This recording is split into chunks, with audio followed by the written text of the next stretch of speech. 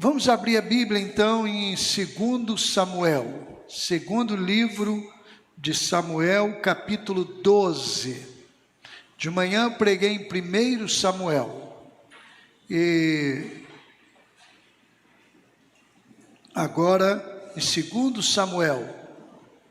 Se você é atento e tem acompanhado, está guardando as informações, cada sermão meu é num livro da Bíblia. Não é sobre o livro propriamente, mas num livro.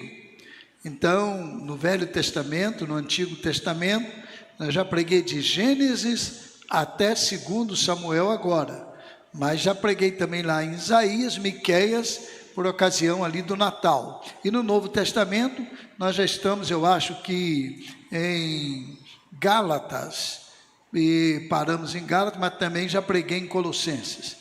Então é uma forma de a gente também passear na Bíblia toda e incentivar você a ler a Bíblia. Nós estamos com uma maratona de leitura da Bíblia, como fazemos todo ano. E esse ano começou 1º de janeiro, vai terminar em 30 de novembro. E eu quero convidar você a se interessar por essa maratona de leitura da Bíblia. Agora, no período de janeiro, eu consegui ler o mês de janeiro e o mês de fevereiro. Eu estou antecipando. Eu tenho a meta de ler 3 vezes a Bíblia este ano.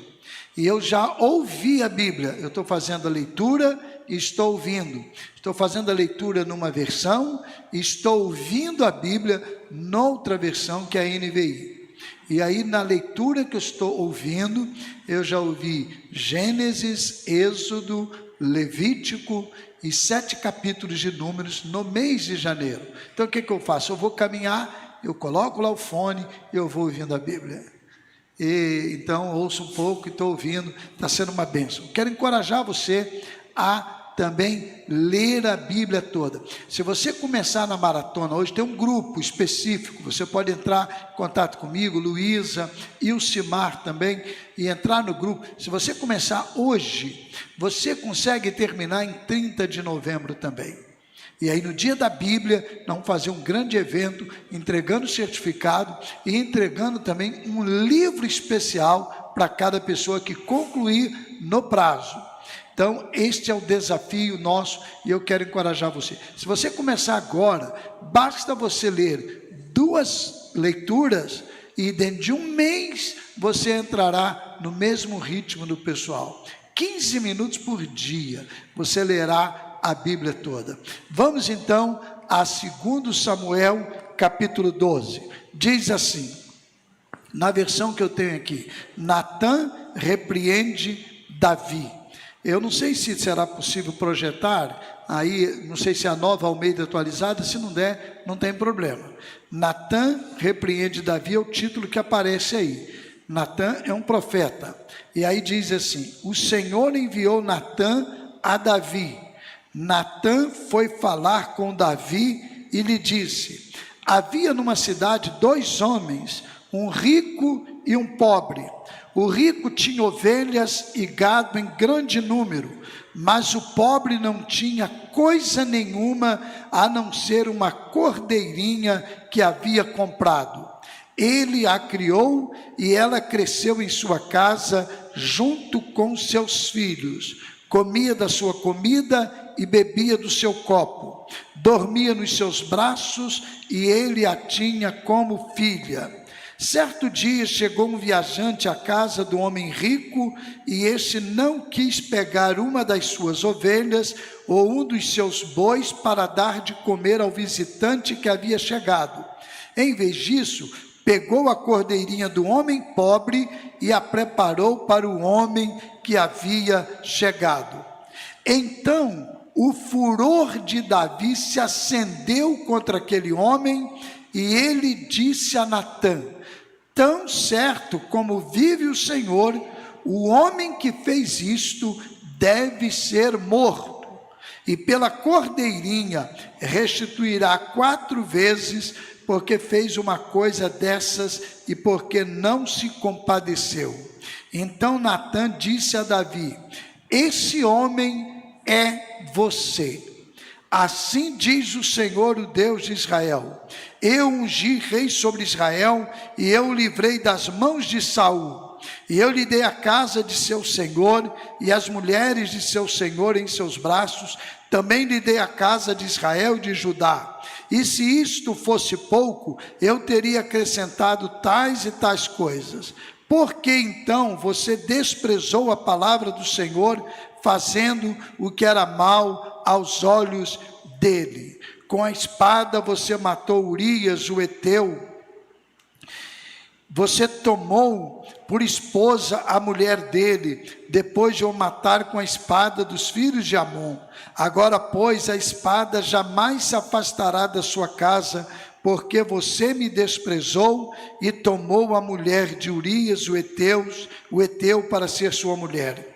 Assim diz o Senhor: eis que farei com que de sua própria casa venha o mal sobre você. Tomarei as suas mulheres à sua própria vista e as darei a outro homem, que se deitará com elas em plena luz do dia. Porque você o fez em segredo, mas eu farei isso diante de todo Israel e em plena luz do dia. Então Davi disse a Natã: pequei contra o Senhor. E Natã respondeu: também o Senhor perdoou o seu pecado. Você não morrerá. Mas porque com isto você deu motivo a que os inimigos do Senhor blasfemassem, também o filho que lhe nasceu morrerá. Então Natã foi para a sua casa. Que Deus nos abençoe a leitura da sua palavra. Qual é o contexto deste evento? É o contexto pós Davi ter praticado o adultério com Batseba, o Betseba, e ter também forjado, planejado, arquitetado malignamente a morte de Urias. A história é dramática, é uma das histórias mais sujas da Bíblia. É uma história que traz dor, sofrimento. A Bíblia é assim, ela não esconde, ela não camufla. Você pode pegar a biografia de qualquer pessoa. Há muitos aí que são divulgados na literatura como heróis. Mas quando você conhece mesmo a história, você vai saber que eles eram, na verdade, alguns bem apimentados, bem cruéis. Homens que foram maus, mas a biografia, não é? O que os biógrafos trabalham, exaltar as suas virtudes e minimizar, não é?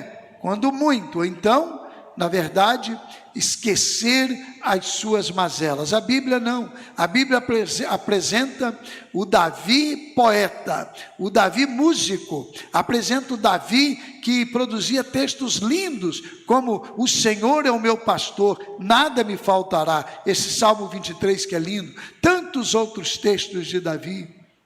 Mas a Bíblia apresenta também, Davi um dia pecou, e ele estava no palácio, e ele viu Betseba, e achou aquela mulher linda, e ele como rei, poderia inclusive tomar a mulher. Eu não estou dizendo que era o plano de Deus, não estou dizendo que era a vontade de Deus, mas a cultura dava esse direito a ele, mas ele fez isso de maneira escondida. Todos os seus soldados, e os mais importantes sobretudo, estavam no campo de batalha, e ele estava no palácio. Ele mandou chamar Betseba e teve um relacionamento com ela. Betseba engravidou, e aí quando engravidou, ele pensou que ele podia esconder aquele pecado, que ele podia manipular a situação. Manda trazer Urias da guerra, do fronte de batalha, para vir para casa, para ele ter um descanso. E aí Urias volta, e ele diz para Urias: não, vai descansar um pouco, você trabalhou bastante, olha só que artimanha maligna.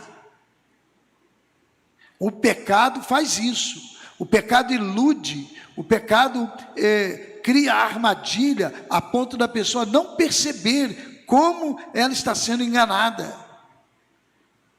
E Davi então diz para ele, ó, vai para sua casa e descansa com a sua esposa. Aí Urias saiu dali, não entrou em sua casa, ele ficou na porta. E ele ficou ali aquele tempo, e Davi foi perguntar, mas por que você não entrou para ter com a sua esposa um tempo de descanso, não é? Um tempo de prazer? E ele disse, como que eu vou fazer isso se os meus amigos estão na batalha, se os meus amigos estão na guerra, e eu vim para aqui? Não é justo. Então o militar era mais sensível do que o músico e do que o poeta Davi. O militar rude, não é? Que está preparado para a batalha, teve mais sensibilidade do que Davi, e ele não entrou. Aí Davi disse, não deu, essa artimanha não deu.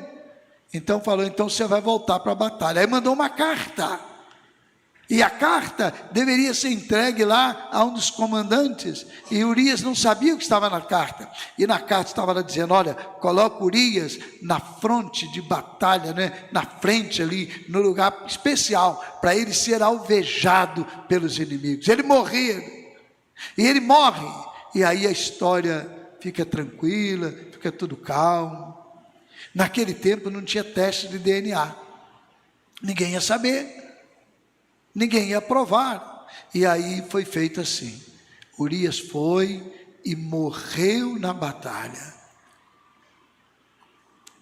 Quando morreu, Davi pensou, está tudo em paz. Até agora, era Davi que conduzia todo o processo, é ele que estava ordenando as coisas.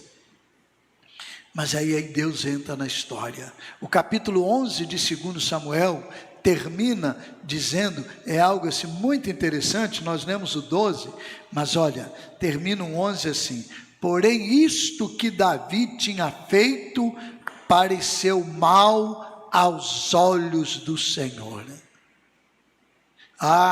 Você pode esconder tudo, eu posso esconder tudo, e pode ser que ninguém saiba, mas Deus sabe.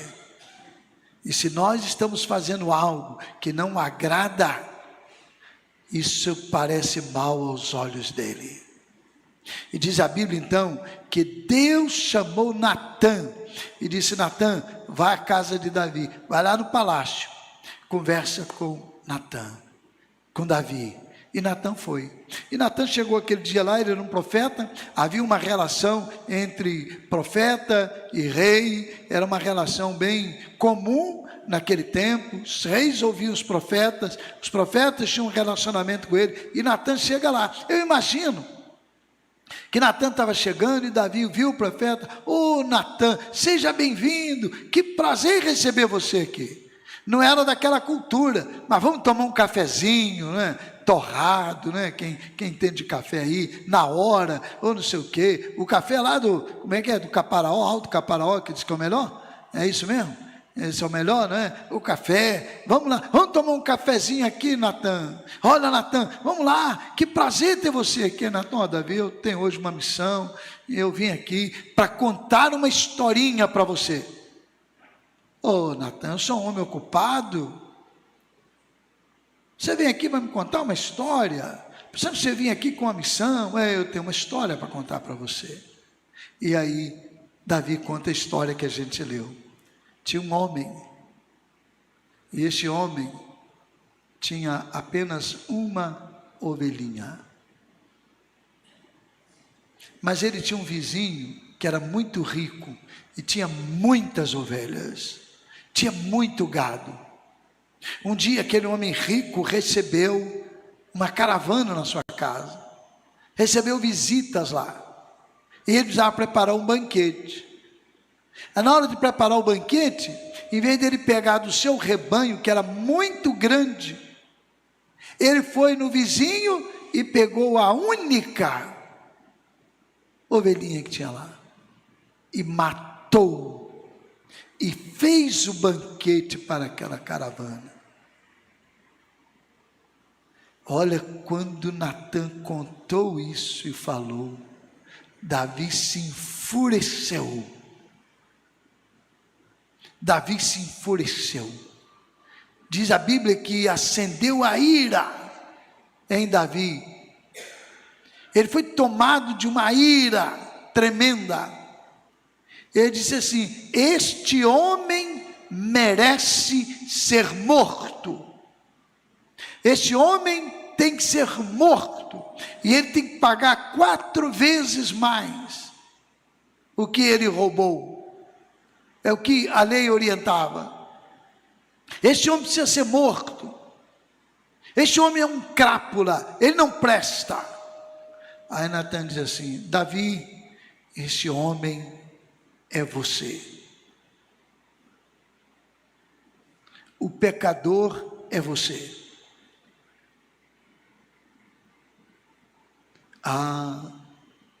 Aí Davi cai em si. Você sabia que muitas vezes nós estamos como Davi?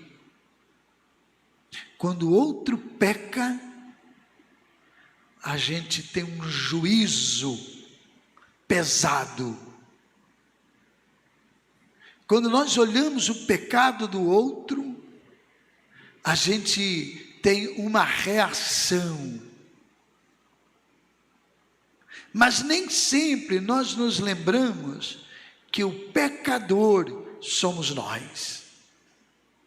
O pecador é você, o pecador sou eu. E é essa experiência que Davi vai viver agora. Então eu quero que nesta noite a gente reflita sobre isso. Quando o pecador não é o outro, quando o pecador sou eu. Não olhar para o outro, mas olhar para nós mesmos. A Bíblia diz que Isaías olhou para todos os pecadores do seu tempo, que a sua memória fazia lembrá-lo. Está no capítulo 5 de Isaías. E ele diz então: ai desses pecadores, ai desses homens, injustos, maus, bebedores. E ele vai, ai, ai, ai, até que ele tem a visão do céu. E ele vê Deus no santuário dele. Ele estava rodeado de serafins. Ele percebe essa grandeza na visão no ano em que morreu o rei Uzias. E diz ele então que quando ele percebe aquilo, ele fala assim: eu vou morrer, porque eu estou vendo o Santo dos Santos, numa visão, mas eu vou morrer.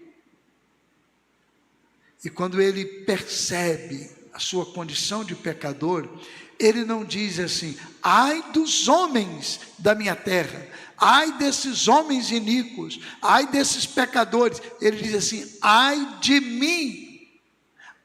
mim, o pecador sou eu. O pecador não é o outro, o pecador sou eu. Meus queridos irmãos, nós precisamos todo dia nos lembrar dessa máxima: o pecador sou eu. O pecador não é o outro, o pecador sou eu. O pecador não é o meu próximo, o pecador sou eu. O pecador não é aquela pessoa que de repente está lá fazendo algo que nós reprovamos. O pecador sou eu. Mas pastor, ele também não é pecador. Mas nós precisamos fazer essa declaração: o pecador sou eu. Se a gente olhar para o outro, nós podemos nos esquecer que nós somos pecadores. É isso que eu quero convidar você a fazer hoje. O pecador sou eu. Jesus morreu por mim.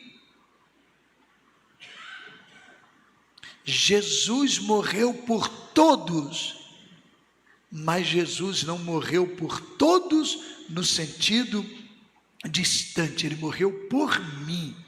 Esse todos não são os outros. Esse todos é a reunião de minha pessoa com os outros. Então cada um de nós vai então assumir: o pecador sou eu.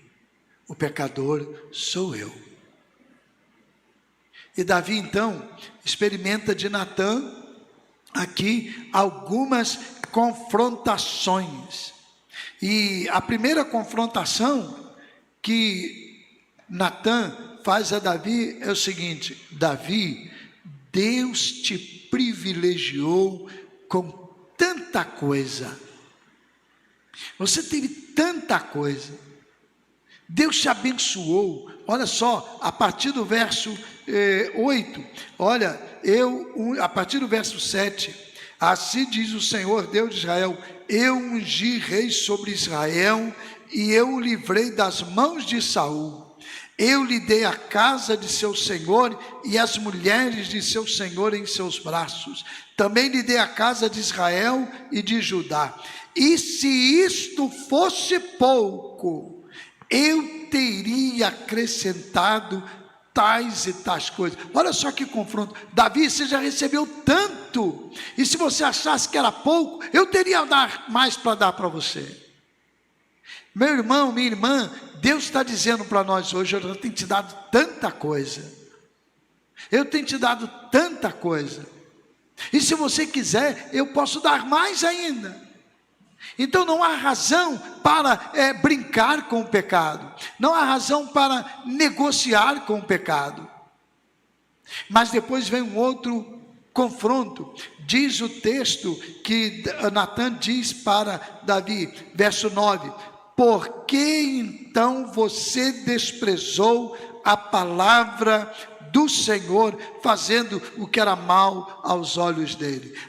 Quando nós pecamos, nós desprezamos a palavra do Senhor, nós não valorizamos a palavra do Senhor. A Bíblia diz em Provérbios 28:13: o que encobre o seu pecado nunca prosperará, mas o que confessa e deixa alcançará misericórdia. Então o pecado traz um mal, o desprezo à palavra do Senhor, a orientação do Senhor. Deus nos convida a fugir do pecado. E deixa eu lembrar uma coisa para todos nós: pecado não são aquelas coisas horríveis que de repente outras pessoas fazem. Pecado é toda a nossa inclinação contra a vontade do Senhor, a direção do Senhor. Pecado é tudo aquilo que desagrada ao Senhor. De repente algo que ninguém condene, de repente algo que ninguém desaprove, mas eu estou pecando, e eu estou desprezando a palavra do Senhor quando eu peco dessa maneira.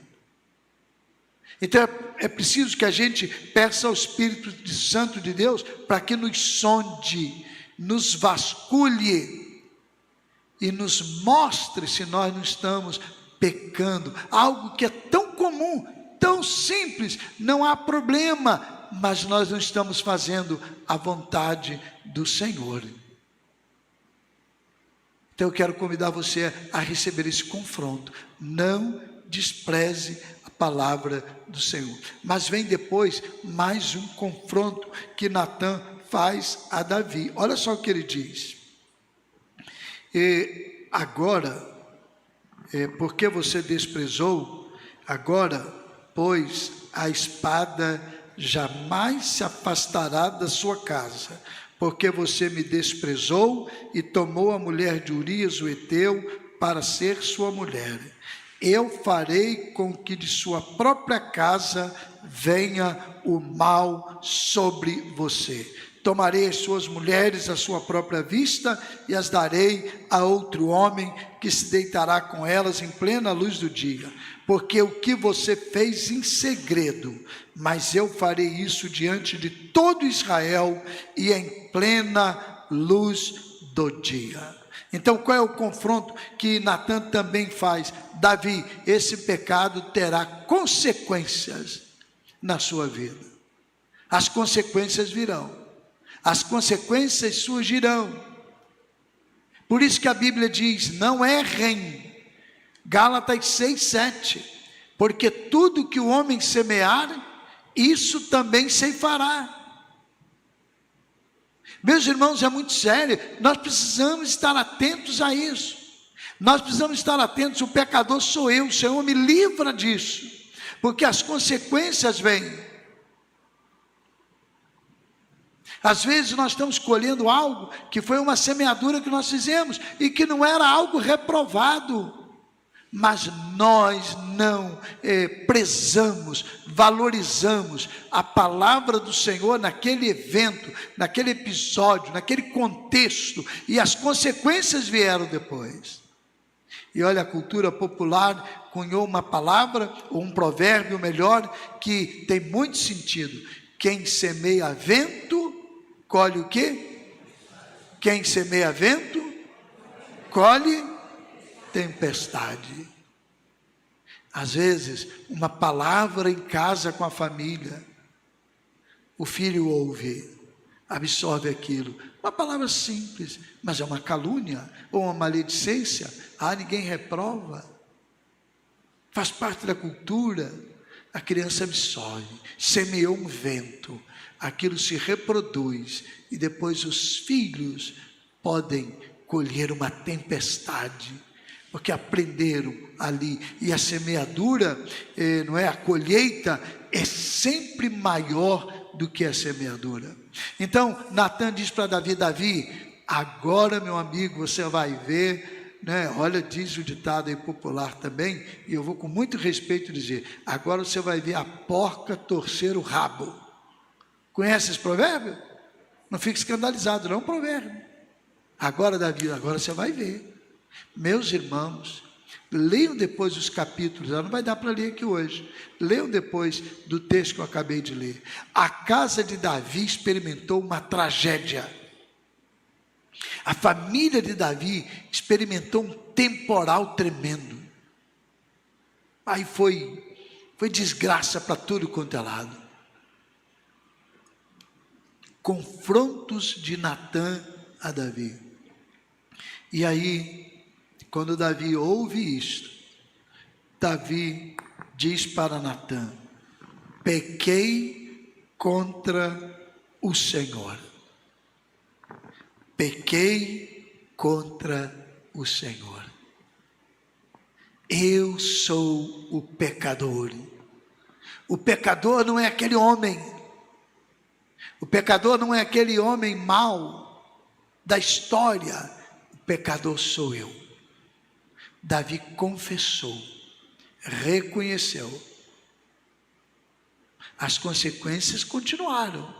Tem gente que às vezes confunde, mas eu confessei, olha, eu me arrependi, sim, mas você tinha feito a colheita. O arrependimento está no campo moral, está no campo espiritual. Houve arrependimento, mas não pode anular a colheita. A colheita virá. A colheita veio na vida de Davi.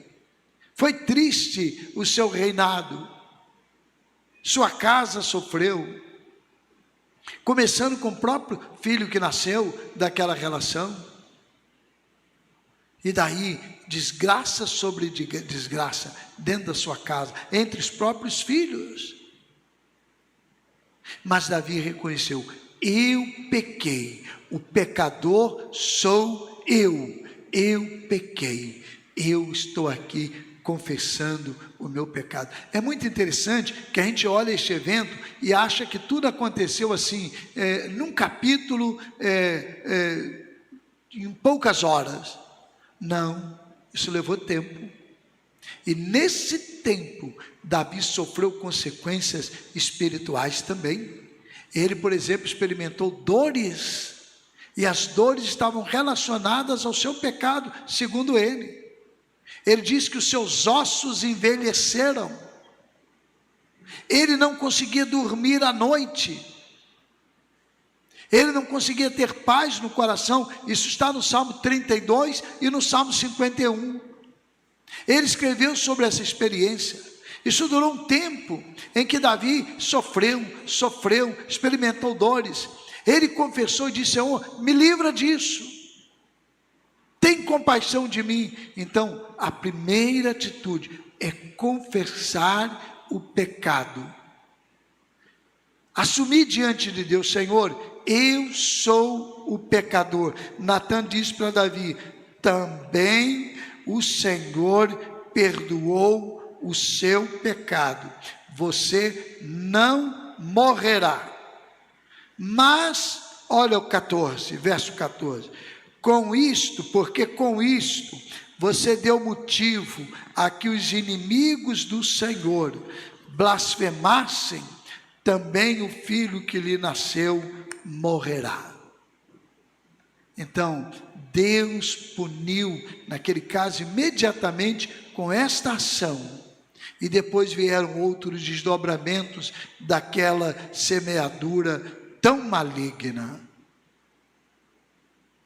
A confissão de pecado é necessária, o reconhecimento diante de Deus. Davi não disse assim: eu pequei contra Urias, eu pequei contra Betseba. Ele não disse: eu pequei contra Israel, eu pequei contra a minha família. Davi disse: eu pequei contra o Senhor. Porque todo pecado que nós fazemos, antes de ser contra alguém, nos relacionamentos, ou contra alguém em algumas atitudes, esse pecado é contra o Senhor, que nos convida à santidade, a buscarmos a vontade dEle. Por isso Davi diz: eu pequei contra o Senhor. E Davi pôde experimentar de Deus o perdão para o seu pecado, ainda que as consequências continuassem. Eu quero te convidar hoje a pensar seriamente sobre isso, e não permitir que nenhum pecado se assente, tome lugar e encontre uma poltrona agradável no seu coração, e você trabalhe com ele e lide com ele tranquilamente. Isso pode trazer consequências danosas e tristes. Eu quero convidar você hoje a reacender o amor, reacender o relacionamento com Deus e pedir a Deus: Deus, me ajuda. Eu sei que você é um pecador, eu sou um pecador, nós carregamos esta mazela, mas o pecado não pode dominar a nossa vida. E a gente então pode dizer para Deus: Deus, o pecador sou eu. Ah, tanta gente má no Brasil, tanta gente ruim. Senhor, não, o pecador sou eu, e é comigo que o Senhor precisa tratar, é comigo que o Senhor precisa agir. Eu que quero me arrepender e quero me entregar a Ti. Faça esta oração nesta noite e diga: Deus, eu quero seguir em paz, com alegria, e Deus te dará condições de vencer.